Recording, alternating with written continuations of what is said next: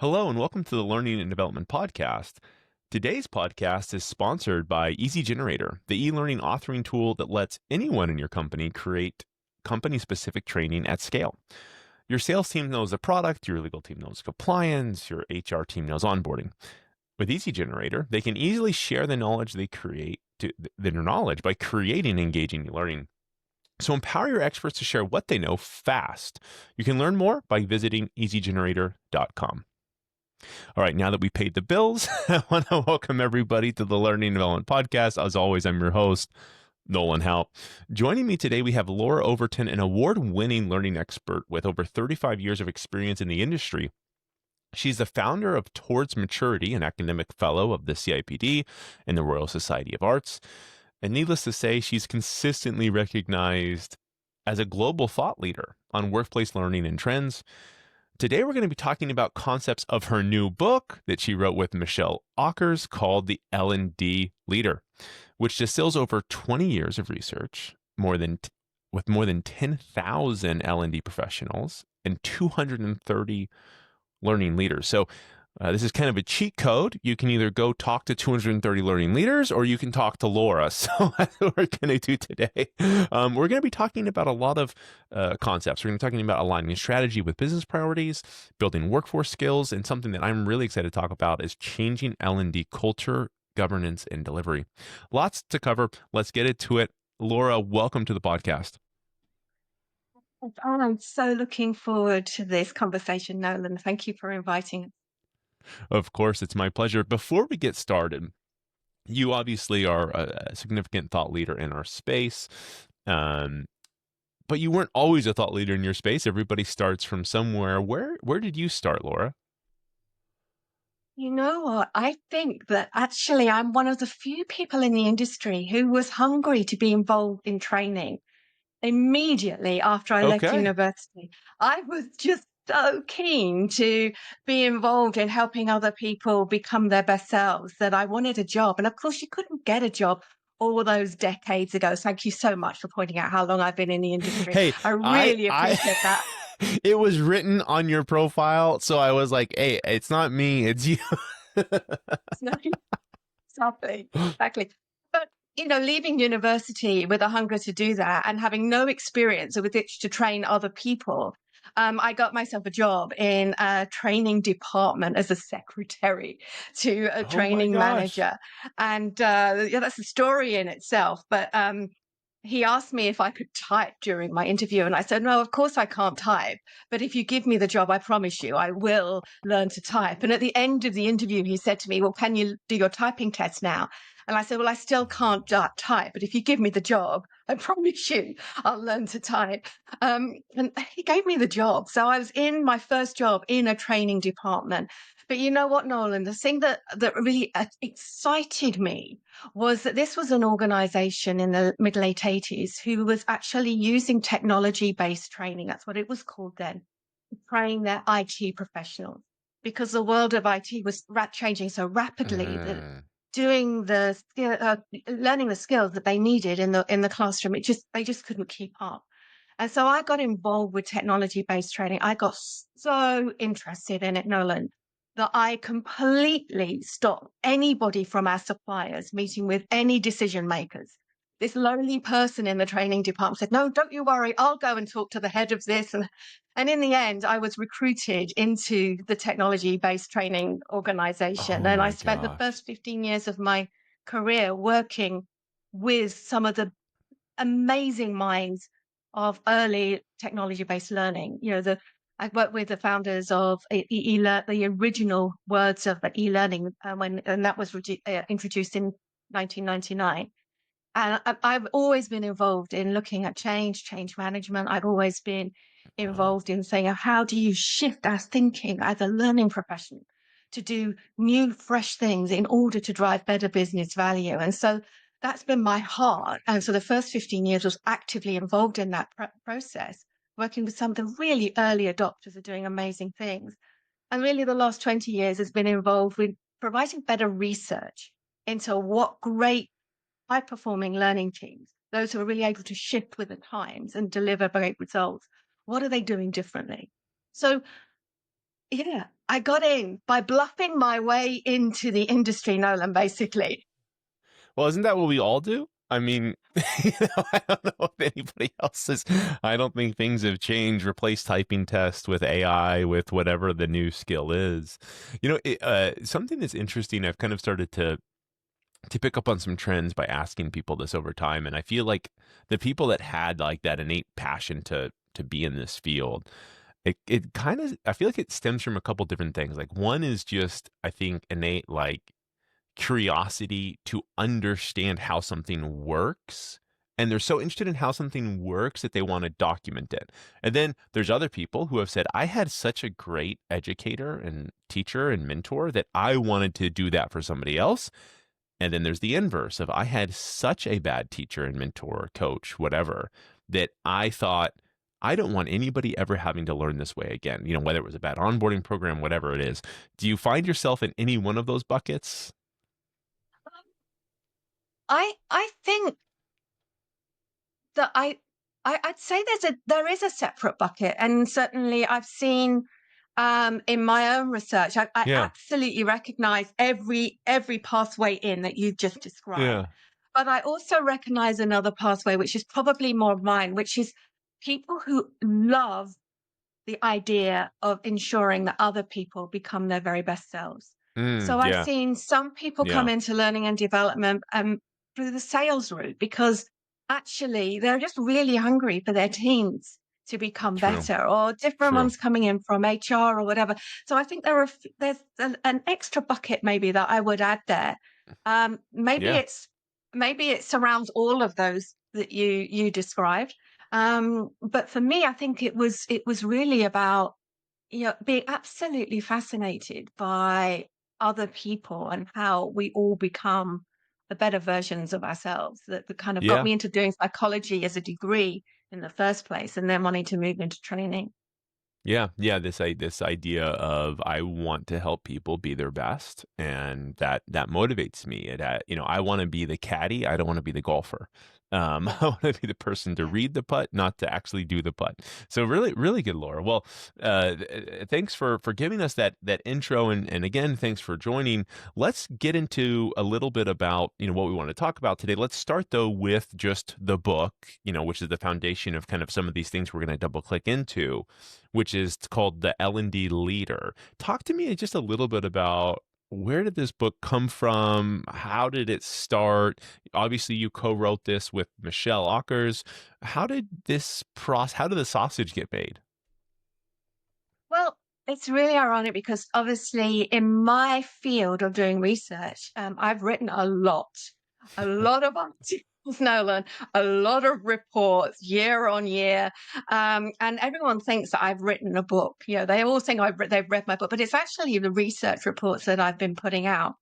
But probably about 5 years ago, I looked at the research and I saw that there was a kind of stagnation in the data that I was seeing, that the high performing teams that I was tracking were digging in deeper and deeper into the characteristics that helped them to deliver the Hmm. business results they needed, but the majority weren't, and hadn't been for 15 years, Nolan. Mm, You can look at the same patterns in the data for a very long time and then see, you know what, there's got to be something more. So I stepped away from that particular research study, and started to say, okay, well, what is it that we need in our industry to be able to help us adapt, and more of us adapt? And during that time, COVID hit. So there was a massive change.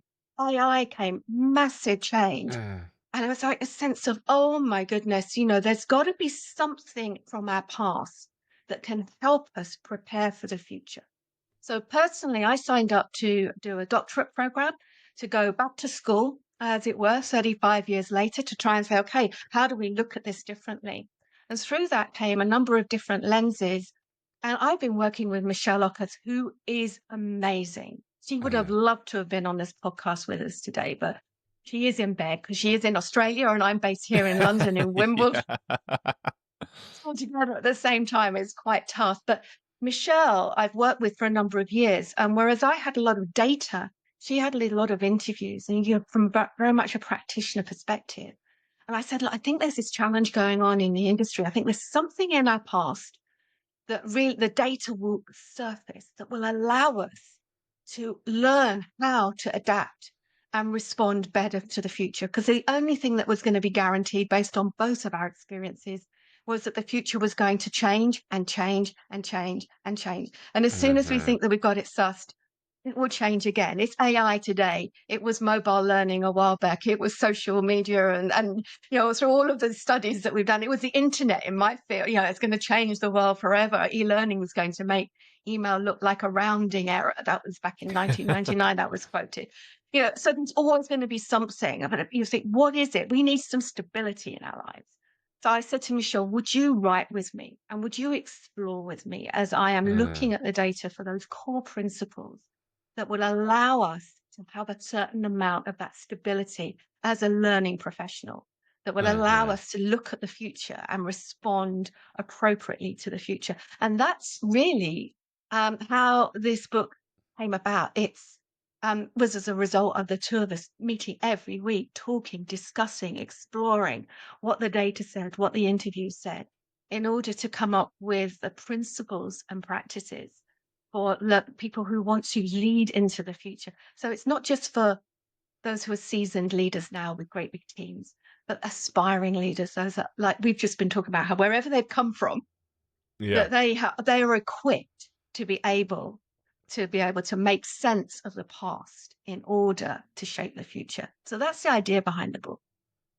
Yeah, and you mentioned, who this book is for and good for, and I was looking through it, and I think it does have quite a bit of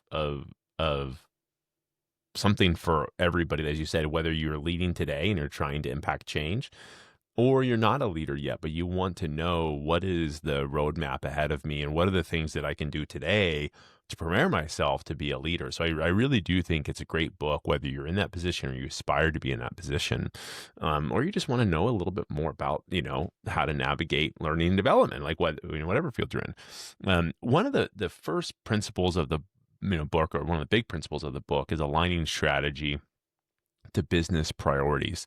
Talk to us a little bit. I mean, obviously, and you mentioned, this book is a culmination really of data and of in-person interviews, a lot of data and a lot of interviews.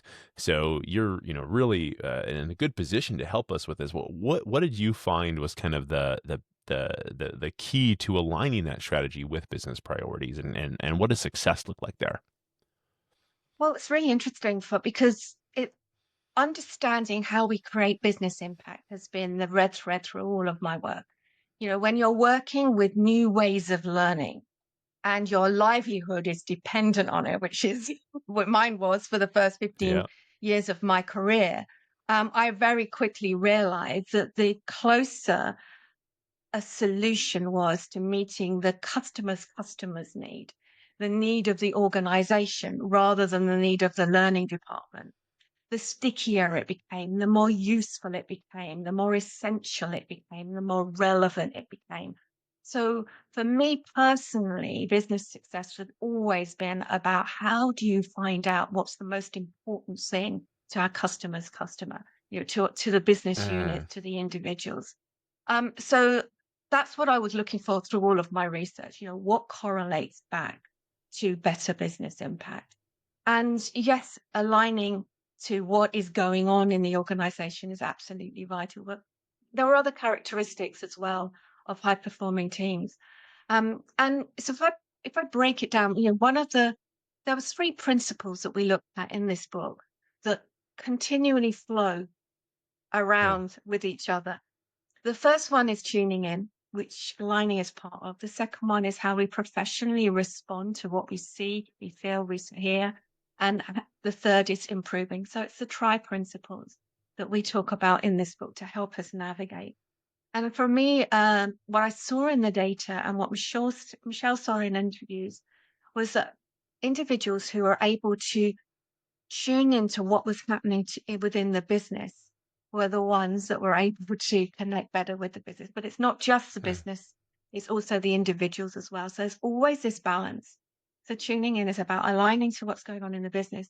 It's also about aligning to what's happening with and connecting with what's happening with individuals, what's important to them. That surfaced in the data really quickly. mm, That it's this balance with a dynamic organization full of human beings. It's very complex.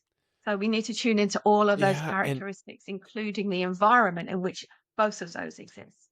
and that's such a tough thing to do. I was just talking to a gentleman, and he was saying that how he felt that that was one of the best ways that he was using AI was to better tune in, because he said, listen, L&D's got a mammoth job. We have to know about sales, marketing, ops, finance, whatever, compliance. We kind of have to know it all, but it's impossible to do so. And he's like, I found that whenever somebody made a request, if I spent 30 minutes with AI coaching me on it, loading in data from that business unit, analyzing data from that business unit, I was able to speak the language much quicker than I would have in the past of having to, dig through and sift through and get through all these mountains of data. So definitely, and he had, he did, I don't think we could overstate the importance of that. I think a lot of times when we look at AI and technology, we think of, oh, that's good for making things or doing things. But as you mentioned, the importance of alignment couldn't Yeah. be, it couldn't be more important. And there's a lot of good Yeah. things you can leverage technologies today to get you there faster.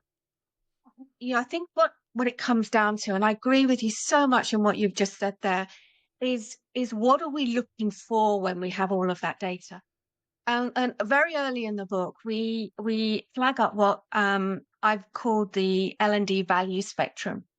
Mm. And I regularly ask people, how do you see your value? If you were to win an award, enter into Brandon Hall Awards or Yeah, yeah, whatever, yeah. what kind of would characterize your success?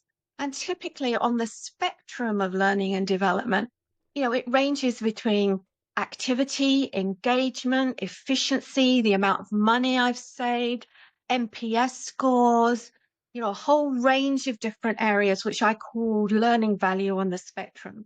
And then others will talk about, well, actually, I'm looking at performance, the ability to do a task better, the ability to roll out something better. I'm looking at talent, the ability for people to step into new jobs Yep. internally within the organization. I'm looking at culture, not learning culture, but culture of we're trying to make Novartis is a great example where the CEO said, I want us to be curious. It's one of the characteristics, that culture of curiosity that the learning Uh-huh. team were involved with. So if you can imagine that on a spectrum, typically I find that learning professionals tend to face one way or the other. They face into learning and development, but know that they ought to be doing more with business value. Uh-huh. So they're trying to drag their solutions into the business world and try and align with business in order to make their solutions more appropriate. But then you get others, which I found in the high performing teams, it was mental attitude of business first. They faced the other way. They were curious about what was going on in business. They wanted to know what was Uh-huh. going on in business, Uh-huh. even if they're only cracking their happy sheets at the moment. They're facing the direct business of the direction of business Yep. value and are hungry to know what is going on. So, to your point about understanding how AI can help us, it's vital that we think about the compass inside of our heads. Which way is that facing? Is it facing business value? Are we looking for ways of creating business value when we look at the data? Or are we looking for ways of justifying what we've done in the past? So, when we talk about principles in the book, we talk about practice principles like tuning in, responding, improving, but we also talk about our mental inner compass, which we talk about Uh, being bold. And the first B of bold is business first. Are we thinking business first so that we can see, we can spot, we can explore, and we're so curious to find out more. And then our prompts when we're working with AI can reveal so much more than our prompts if we're looking for ways of justifying what we've done in the past. yeah, and I think that's we were talking a little bit ahead of this, but I think that's even more the need of the hour, right? As we have tools and technologies and things like that that are helping us, turn our face to L&D. I probably cut out then because I forgot my mic is right here, but turning your face to L&D, versus we're turning to the business, talking right into the mic. Um, you know, that side will have a lot of tools and there's a lot of dynamicism there that will change. And what, you mentioned you were there when e-learning was created, so that's always going to change. But needing to connect to the business will never change. Like that will be the throughput that Yeah. over the 35 years. I doubt that has changed. I doubt you would say, connecting to the business, oh, I didn't need to worry about that 35 years ago. That's the Well, not skill so. that is evergreen. And the Mm, more you learn, the better you are. Like it's like interest, it compounds. And the more you understand the business, the more curious you get, the better you are to kind of solve these problems in really unique ways. Like I remember I was talking to Rob Lauber, the old CLO of McDonald's and Yum Brands and all these different things. And it was so fascinating. We were talking about a challenge of this company. They were going to build a microprocessing, a semiconductor, sorry, plant. And they needed to hire like 10,000 people in this remote town, not 10,000, 1,000 people in this like remote town. And he said, well, one of the things that we did is we partnered with a local community college to offer credits, if they came. And I just thought, wow, like that's such like a unique way. It's like he's solving the recruitment problem because he knows yeah. that's what's needed versus like, just practical learning. He's like, Yeah. I'm just putting my business hat on. So I think that's evergreen. So we have the business priority. Um, that another component of within this book is all talking about how we're aligned to building workforce skills really as enablers. And you actually mentioned that was part of that was like your passion to staying in L&D was kind of empowering. Talk a little bit about how you think L&D should view their role in terms of empowering and developing skills in the workforce. This is really interesting. And a lot of people talk about we should be, what should we be called? And, sort of Right. Right. the revolution, we talk about it in the book a lot because, I've been around a lot. I can tell you the number of people have been calling for a revolution, a paradigm shift, a revolution, a new way of thinking. And yet we often still see ourselves as course providers. And for me, where I've seen those high performing teams adapt and adjust and change with the changing environment, with the tools and technologies, because they're facing into the business and they say, oh, I can see another opportunity to get closer Mm. to supporting the business. They think differently about what their role is. And I think it's always worth going back to, Simon Sinek's got it written down so well with his, sort of Yeah, the why, golden how, circle. and what. Yeah. And we spend a lot of time with our what, and we protect our what. We protect our courses and our ADDIE and our programs and our gamification and our micro learnings and there's a lot going on in our what. Whereas for me, I think the vital thing where we approach this book is from our why. And we Mm, said that our why as learning professionals is to help others become equipped and ready, equipped to perform and do their job today, but ready for an unknown future as well. So yes, that is skills, but is it skills-based organization? We're not using that language, but for some yeah. organizations, absolutely, it's going to be about how do we identify skills or our tasks, which is the new language today, and it will be a different language tomorrow as well. The thought leaders around the globe will stand up and say we need to be a skills-based organization, we need to be a performance-based organization, we need to be a task-based organization. But all of it is around our why. It's about helping others be equipped and ready. And when we bought into our why, then we're more open to say, okay, well, how do we do that? And one of the principles in our book, in which after tuning in, is responding. And that focuses in for us on the how. It's not the what. And the how of our professional responding, we say, is based on three things: our ability to choose well. So our choice is being informed by our digital curiosity, because you can't take that away. We have to be digitally curious about how we can do our job in the future Mm-hmm. because technology Mm-hmm. is opening up so many new ways and exciting ways for us to be able to help others be equipped and ready, but also balancing that with our ability to understand how the brain works, learning science, cognitive science, human science. Amazing people out there who can really help us understand spaced repetition, the formation of memories. We these are the two things that we need to be a part of our how. And then the other thing about a part of our how is how do we enable, to think of ourselves as Mm. enabling. So sometimes that is micro learning programs, courses, absolutely. But other times it's about being in the right place, connecting the right people, peer to peer community, those sorts of things. And the way that we're engaging is also part of our how as well. So when we look at those three elements, choosing well, enabling, engaging, it's simple principles, Nolan. I'll say it, and you'll go, yeah, well, that's so bloody obvious.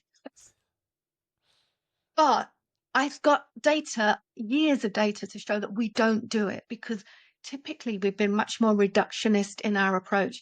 We've thrown a new model at it, a new tool, a new technology, a new what Mm. into the process, and think that that new thing is going to help us deliver better business results. It doesn't, because we're isolating our evaluation from our performance consulting.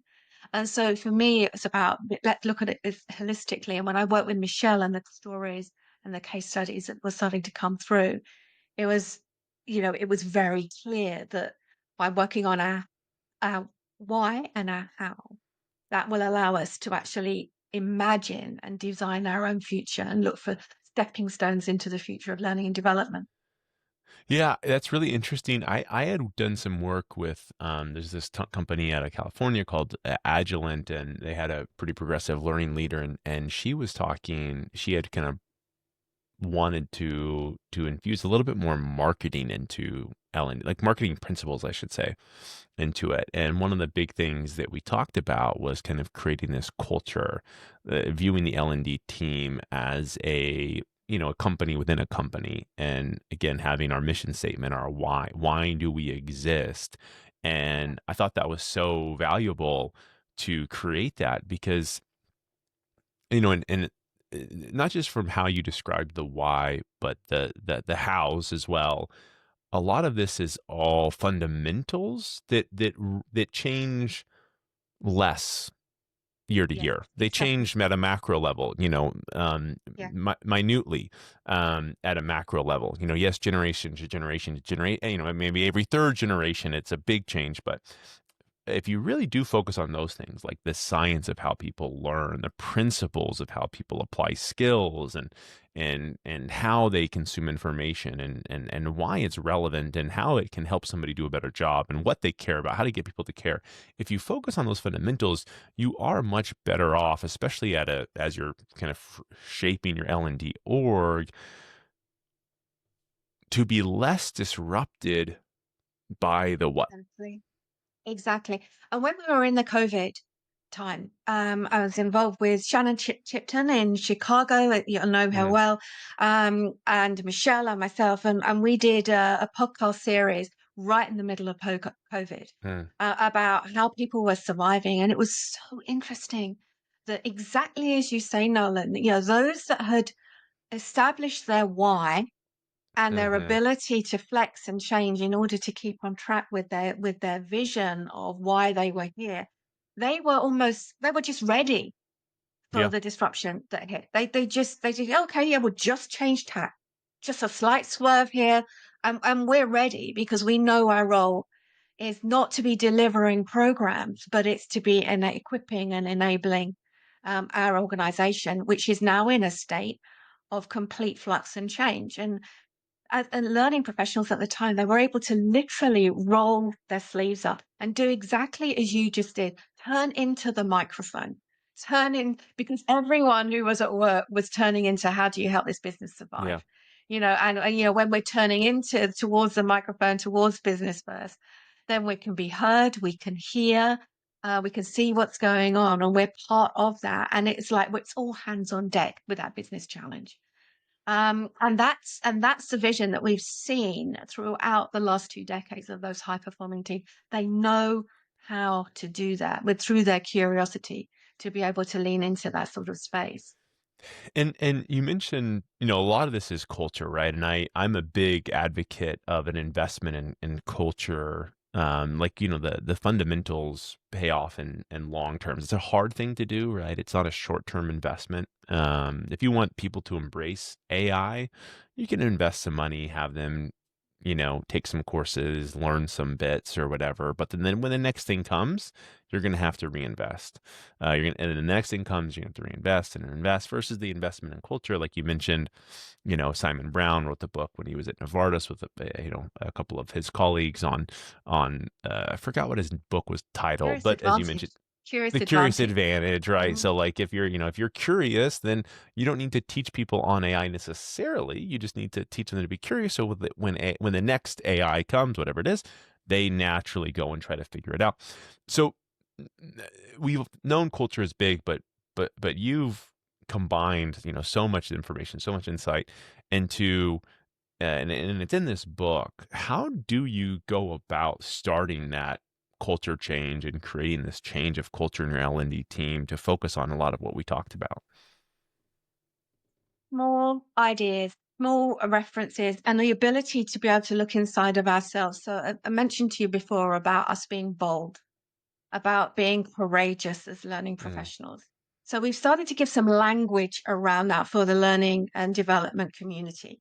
And so for us, bold isn't like brassy bold, Wild West, walking into town, guns out, Yeah, yeah. just shooting with the latest silver bullet, and sort of like, look, I've been to conference, I've listened to Josh Burton, who I love, by the way, and bang, and this is what we're going to try. Not brassy bold, but smart bold.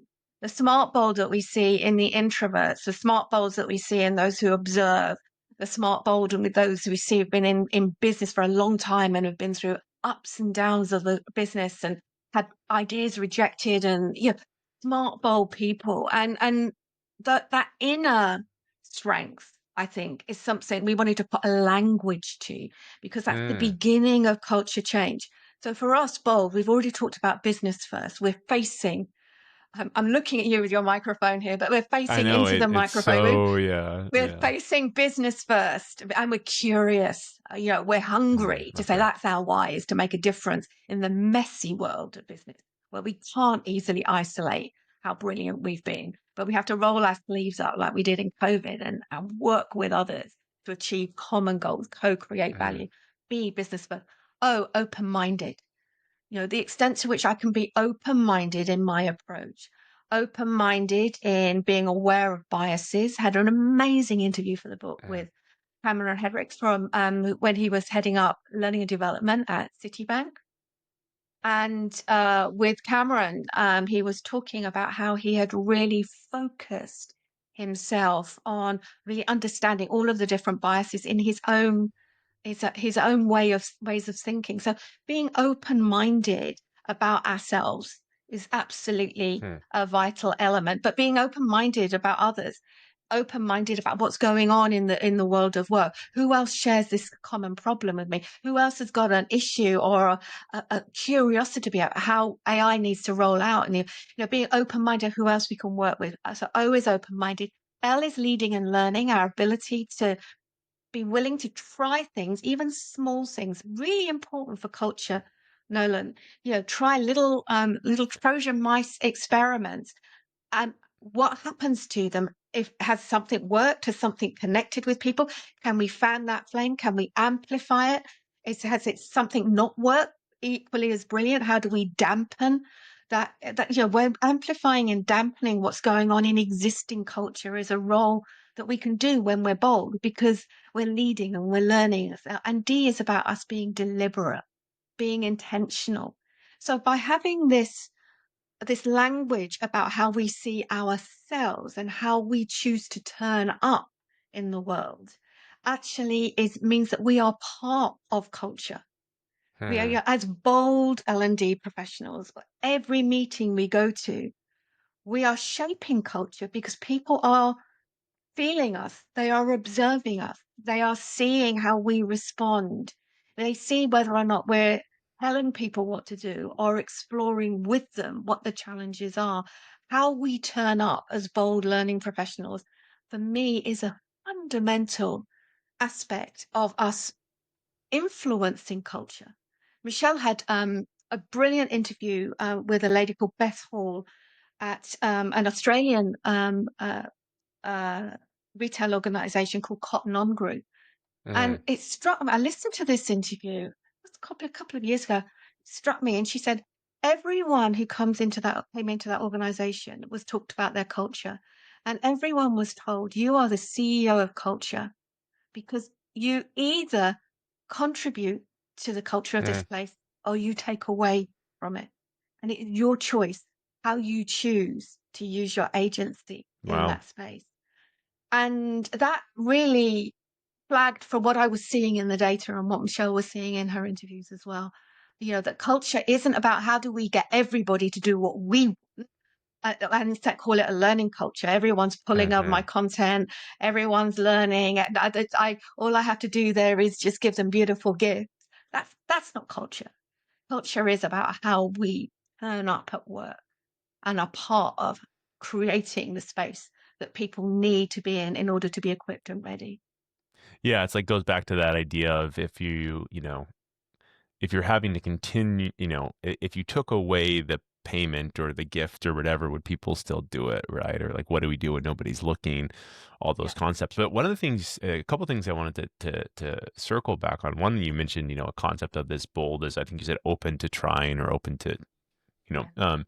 and I talked to this gentleman at the time. I think he was with Deloitte. He's with a different company now, but it's Patrick Peterson for those that have listened. And it was really interesting because he made a post about like we ought like now is the time to try, and you should be trying. Like Yeah. you have kind of two options. You can either say, oh, these new things are dead, they're not going to work or whatever, or you can put something out there into the world. And I know, if we come back to this, speaking into the microphone kind of bit, there's ways you can do that. Somebody was talking to me about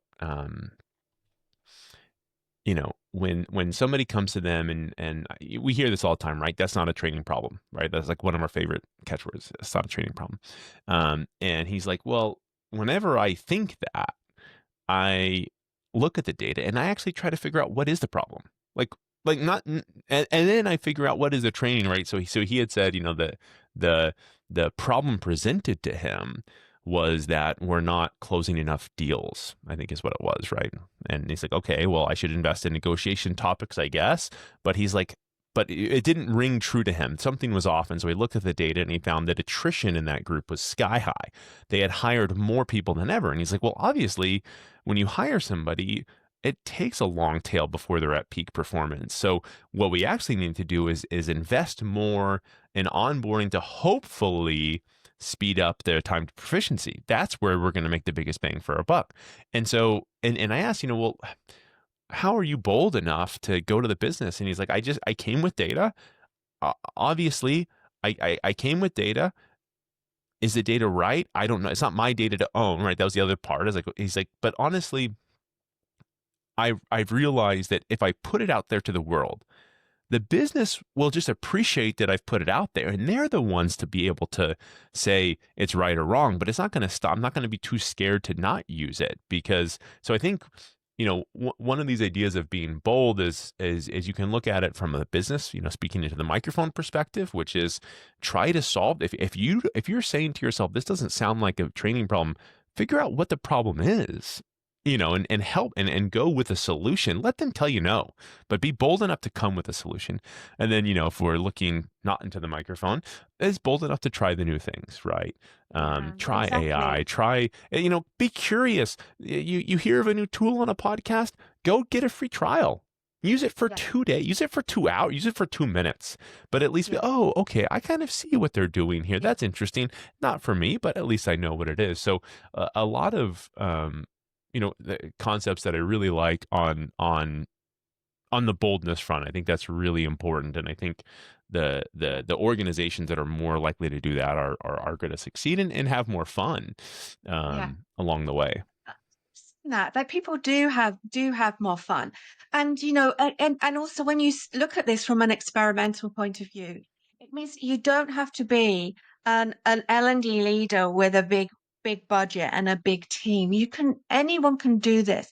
It caught my eye when we were doing the analysis for the book. A little post that I'd seen. I don't even know how it came into my feed. The algorithms were in my favor at that point in time. And this guy called Russell said, "Hey guys, I'm new in L&D, but I'm just trying a little thing out." And I looked at what he was doing and I thought, this guy, unbeknown to him, is following the principles that we've surfaced that many people aren't doing. So I thought, I must ring him. I can have an interview with him. And Russell, I've featured him in the book because he's was new in L&D. He'd been in there 3 years. He'd been a tennis coach before that. He's from a different background, but he has a passion for people. And he was in a not-for-profit organization, a small Hmm. organization, so it wasn't a big name. And somebody in his L&D team said, "Look, we think we ought to do something about succession planning. Can you have a look at that for me?" And he started to go out. He went tuning into what was going on in the organization. He found out it wasn't just about how do you get the right Hmm. people in, the high potentials, but everyone in the organization was hungry for some really basic skills on critical thinking, etc. Zero budget for that. So the way that he decided to respond, he's responding, was, I'm going to do some little experiments. And he got involved with Lauren Waldron's Join Forces with Your Brain program. So he was Hmm. aware of learning science. And he said, I'm just going to try little things. I'm going to put a little bit of content. I'm going to use a bit of AI to create some stories that are relevant for people. We'll have a bit of a community, and maybe 20 people will turn up and we'll see how it goes. I'll just run it for a month. And he had 73 people turn up in his Whoa. really very small organization.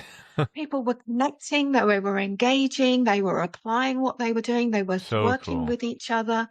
And he got feedback in the community of people saying, "Well, I was thinking about leaving my job. Actually, I've decided not to now because I've realized all of this Whoa. like community conversation created data, which allowed him to go on to improve." So you don't have to have a big budget to be curious, to be tuning in, to be thinking about how to respond, how to do small experiments. It doesn't matter if it failed. It didn't because he had no budget to pull this together. So he didn't spend any money. But Yeah. actually, the experiment itself kind of took off and took about learning culture. People were helping each other, they were working together because he'd identified some really important skills that the organization as a whole felt that they were missing, not just the high performers. And the organization had come up with that, and he was just able to enable that. So, I think it's exciting when we start to be bold.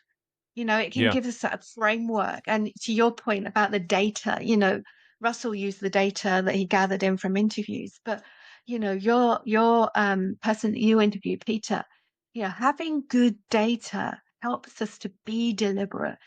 Part of our boldness. I loved running a online benchmark study, because I can say, look, here's the data, guys. And I can Yeah. point out to you, no one's doing performance consulting right now. You say you are, but you're not Yeah. But doing you're it. That's not. the data. Don't shoot me. The Yeah. data It was the actually old, helps us. yeah, it's the old, mobile learning was, Yeah, on the topic on the number one thing to invest in ATD in like whatever, yeah, 19 or yeah, 2000, whatever, 17. But yeah. then then the amount of people who invested in it the next year was like 5%. And I'm like, well, there's something weird, and then Yeah, there's always exactly. that. But I like the idea of Russell. So Russell, you mentioned, so the gentleman who I was talking to, Patrick, obviously Deloitte, right? One of the Right. world's largest. So maybe a good way to end, this podcast is to give people that courage to be bold. Yeah. Whether you're in a large org, like a Deloitte, or something that has many moving parts. Allow yourself to be bold in those moments and try these things. Or if you're in a small org, um, obviously you've got less, maybe less to lose or more to gain, whatever you want to look at it. So no matter where you are, small or large, you can apply these principles in your work. And so as my call to action, do that. One more call to action, if you would let me, is to go buy the book from Laura and Michelle, the L&D Leader. That's my second call to action. So please do go buy the book. Laura, thank you so much for spending time with us. This has been an absolute pleasure. Oh, thank you. You've really been making me think today, and that's what I love about our industry. We all help each other learn, so thank you for that. Awesome. Well, thank you so much. We'll talk again soon. Bye. Hopefully. Bye bye.